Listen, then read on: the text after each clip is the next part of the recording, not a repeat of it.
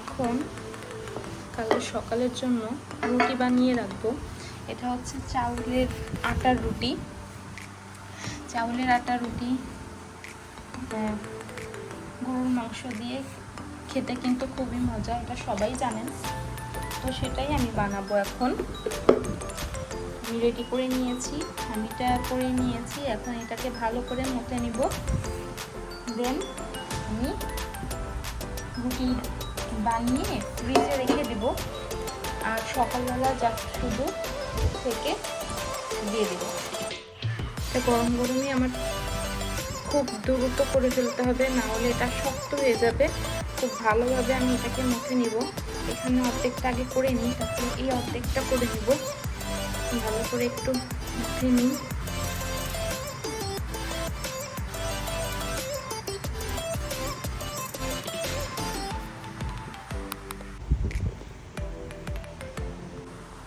তো এই যে আমি খুব ভালোভাবে দেখেন অনেকটা সফট হয়েছে।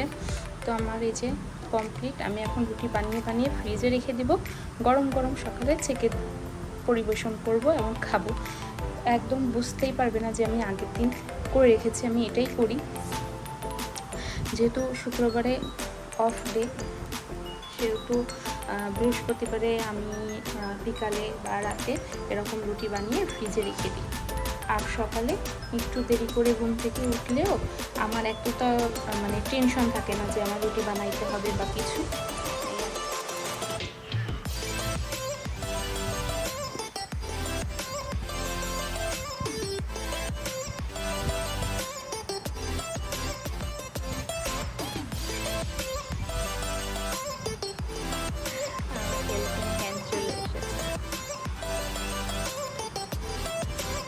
আত্মীয় না, আত্মীয় না, আত্মীয় না।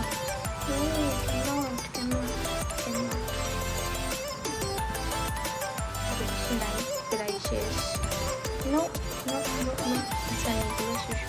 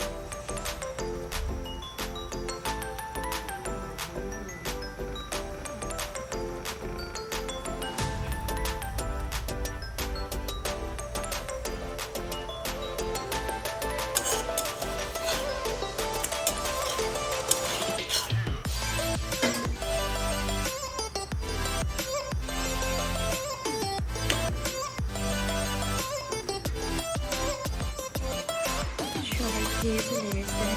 বড় মেয়েকে স্কুলে টিফিন দিয়ে দিয়েছি, ওদের বাবাও খেয়ে চলে গেছে তার কাজে। এখন আমি খাবো। আর আপনারা দেখেন, আপনারা কি খাবেন আমার সাথে? আমি তো একা একা খাচ্ছি, আমার একটু দেরি হয়ে গেছে। নাস্তা জানাইলাম।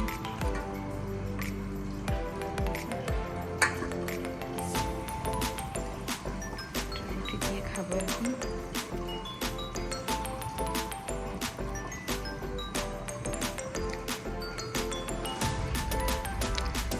চাউলের রুটি আর গরুর মাংস তো খেতে সেই সাথে একটু সিমের দিলে আরো মজা লাগে।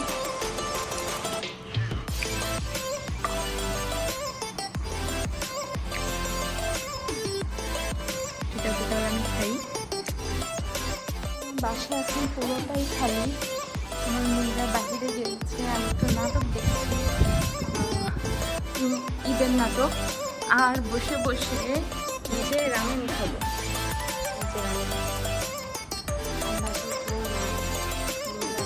বাবার সাথে বাইরে রামেন খাবো।